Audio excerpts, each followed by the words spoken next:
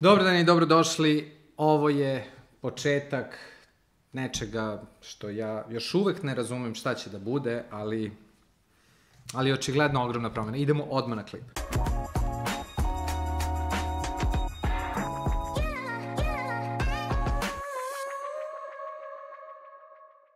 Ok, danas pričamo o ChatGPT-u. Izašao je prošle nedelje, ja mislim, u stvari ja sam prošli ponedeljak počeo da ga koristim. Ovo je stvarno, mislim, menja sve. Čini mi se kao prvi put kad sam bukvalno krenuo da se družim s internetom. Bukvalno. Ja ne znam, ja ne mogu da verujem stvarno šta se dešava. Tako da odmah ćemo da krenemo na stvar. Znači, to je Artificial Intelligence Language Processor koji u stvari može da priča sa tobom. Istreniran je do takvih ludosti da ja, znači, bez reči sam. Ono što se dešava i što će se desiti, u sledećih par meseci školski sistem se ruši, verovatno, ne ruši se skroz, ali mislim, fundamentalno mora da se promeni. Ne postoje više, kako se to zove, domaći zadaci. Svaki profesor koji da bilo kakav domaći zadatak, apsolutno nije normalan. Znači, ćao je s tim. Jer šta radi ova mašina? Odnosno ovaj software. Ukucate šta god hoćete i on će da vam da. Recimo, kažete, ajmo kad smo kod edukativnog sistema, zašto mora da se promeni? Kaže, napiši mi sastav na temu ćelije. Ajde, kažemo, jednoćelijskih organizama, ajde. Jednoćelijskih organizama. I on jednostavno krene da piše unikatan sastav, složene rečenice nikad bolje, svaki pasus, znači, ludilo, potpuno ludilo. Pritom bilo šta, bilo koji deo vi možete da kažemo, proširi mi to i to, proširi mi ovaj zaključak. Možete da kažeš, napiši mi u obliku horror priče sa plot twistom na kraju gde je Butler ubica, isti taj sastav. Bukvalno, apsolutno amazing i dobit ćete to. Znači, što se tiče pisanja, mislim da smo završili sa pisanjem, ja ne znam šta će biti stvarno u budućnosti ako ljudi prestanu da pišu, a očigledno mi ne moramo više da pišemo. I verovatno možda ćemo samo da analiziramo te tekstove, da vidimo kako se to pravi, ali mislim, pisanje kao pisanje je kraj. Ja ne mogu da verujem da je kraj sa tim. Mislim, ne moraš, možeš za sebe i da ono kao, ali kažeš, napiši mi mail, prodajni mail, on ti napiše, samo mu daš dovoljno inputa, on će sve da odradi za tebe. Tako da svako ko studira ili planira da studira copywriting, bilo kakvo pisanje, neka bukvalno se, znači samo prestane da studira, samo više se ne pojavljuje na faksu i krene da radi nešto drugo. I mlađe osobe koje misle da idu da upišu taj faks, stvarno ne, ja ne vidim stvarno razlog za postojanje tog posla. Kreativna industrija je, mislim, pod potpunim, da kažemo, ne napadom, nego postaje polako nebitna, jer ova stvar stvarno zamenjuje. I ne znam koliko je gledao ovaj moj Reels, kada sam ispričao sve to, napali ste me i stvarno, ja nisam znao da će tako brzo ovo da dođe, ali je očigledno došlo. Koje su još promene? Mislim, recimo da se pravite, da radite search engine optimizaciju, to je vrlo bitno, recimo, odnosno ako ste bloger, tipičan primer, ne znam, Istok Pavlović ili bilo ko piše i dalje. Ćao! Završili smo. Ne da ti samo napravi blog, kažemo, ok, napiši mi blog post i optimizuj ga za Google. Da kažemo SEO znaće, pritom znaće sve. Možda grešiš, on bukvalno razume, pritom razume srpski, razume sve jezike, ja sam testirao slovenački, srpski, engleski, briljantan je. U srpskom kada mu daš da rimuje malo pesmice, ali recimo na engleskom možeš da mu kažeš napravi mi rap pesmu u Eminem stilu i on će ti, ne znam, nija, Žiki Miki kako piju kafu i ne znam, nija, Butler i ubica again i on će da izbaci i to. Pa da kažemo, znači napiši mi blog post, optimizuj, blog post o marketingu na TikToku i optimizuj ga za Google. Bam. Pljas. I krenuo je. Znači, Pored toga, možeš da mu tražiš da linkuje, što je vrlo bitno za SEO, da linkuje svaku reč, odnosno određene reči koje vi hoćete da se optimizujete na određene kredibilne sajtove, to generiše sam. Idemo dalje, znači šta je? Škola, totalna promjena. Ljudi koji pišu blogove, ćao, doviđenja. Captioni za social mediju, ok, više, hoćeš neki bolji caption, trase ubaciš, naravno, to je već smešno. Ono što mene stvarno je oduševilo je u stvari, on isto tako zna, pored svih jezika koji su na ovoj planeti, zna i programerske jezike i može da vam isprogramira ono što vi hoćete. Ja nisam programer, ono što sam malo testirao, rekao sam napiši mi kod za to i to, on pljune taj kod, ja ne znam koliko je dobar, ali generalno stvar radi i koliko sam pogledao i radio neki research, stvar fucking je briljantna. Kaže, možeš da mu staviš svoj kod pa ti on debuguje i pokaže gde je greška. Programeri, znači, ćao. Ne kažem da su ćao.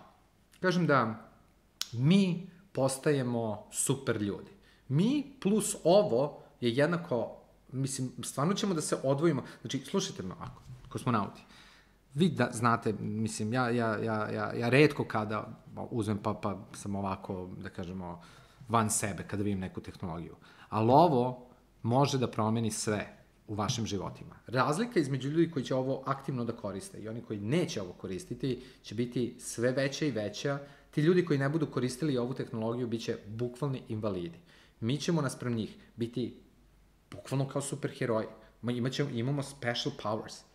Ja se uopšte ne znam. Idemo dalje. Pisanje knjiga. Hoćeš da napišeš knjigu možda? Napiši mi kako se piše knjiga. Znači, sav veći sadržaj, faktički ti kažeš, napiši mi sadržaj avanturističkog romana o Jeleni i Nikoli koji se dešava na jedrilici, mislim, apsolutno ono daš mu šta god, papir. Iz tog sadržaja, kada on uzme i da ti, onda ideš, kaže, ok, daj mi prvu glavu, ne znam, daj mi uvod, raširi ga, skupi ga, daj mi promeni mu stil, znači, možete bukvalno sve. I by the way, u srpskom. Možete sad, danas, znači, od kad gledate ovaj klip, pa dok ne krenete na spavanje, vi možete da generišete zbirku knjiga, recimo, za decu, 10 knjiga, apsolutno, i da imate pripremu za štampu. Da, upravo sam to rekao. Od kada pogledate ovaj klip, dok ne krenete na spavanje, možete da izdate, ne da izdate, da pripremite za štampu, sve napisano sa svim kreativnim sranjima, sve, celu zbirku za decu, ili avanturističke, ili šta god da smislite. Znači, zbirku knjiga možete da izdate. Ok, idemo dalje. Znači, pisci ćao. Fuck. Treba, mislim, možete da ga koristite kao vaš personalni asistent. Recimo, idete na put. Kažete, idem na put u, gde ćemo? Ksenija, reci mi nešto, neko mesto, ajde. Brazil, ok. Znači, idem u Brazil. Reci mi šta sve moram da obiđem. Papete i naravno ono odmah zvekeće ceo listing.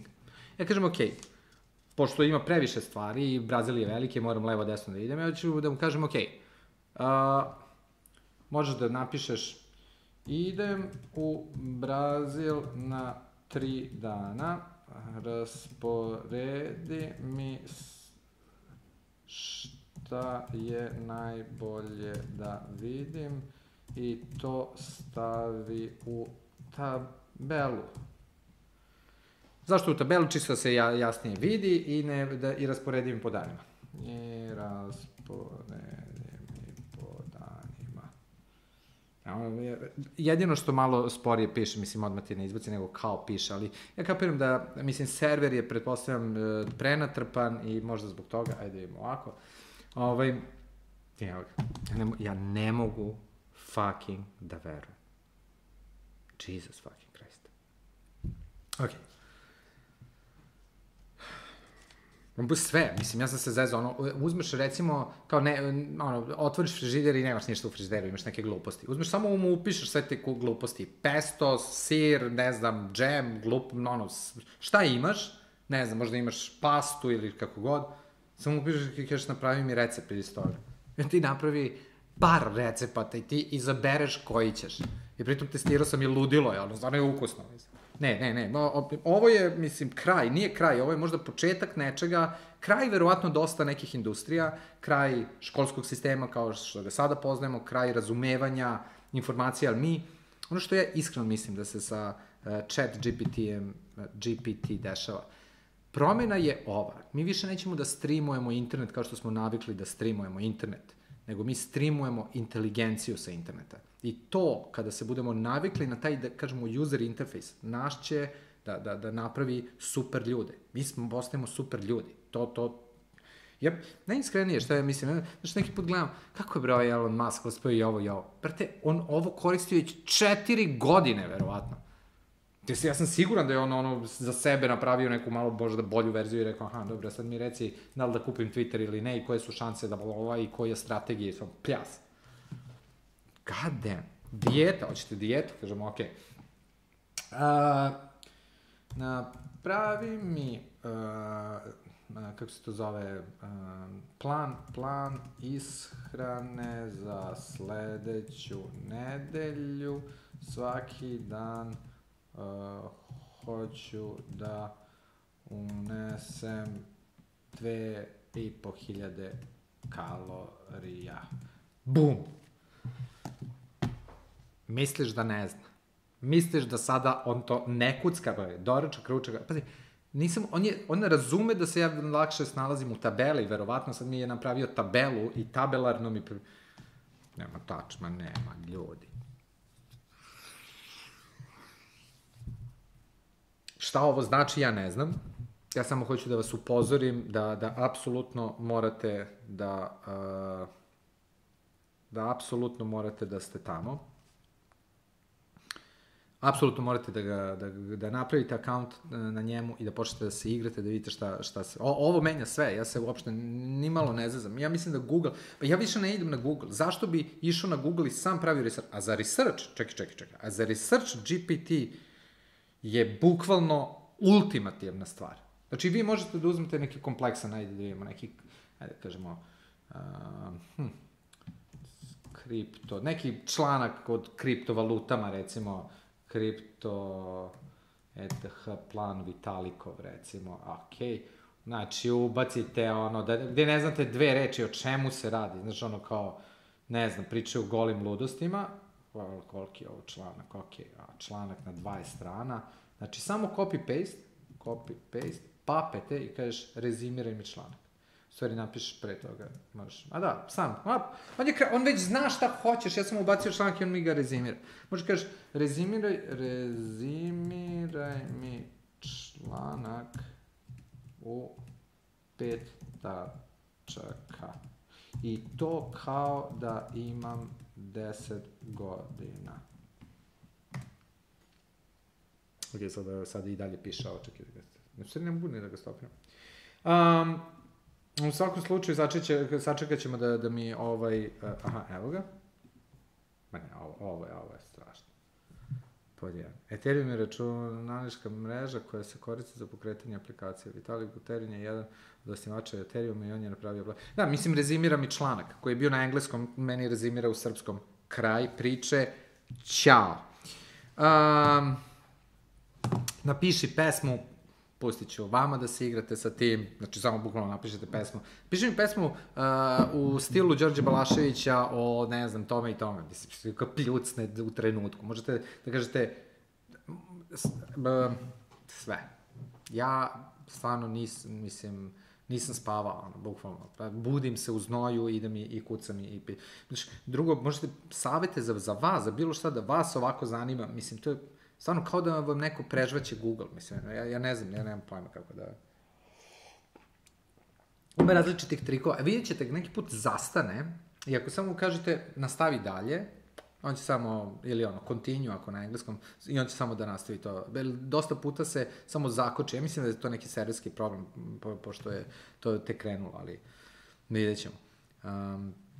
Možete da generišete ideje. Ja sam mu rekao, generiše mi potpuno automatizovane biznis ideje. Pap. Onda kažeš, ok, napravi mi biznis plan za tu i tu ideju. Pap. Da.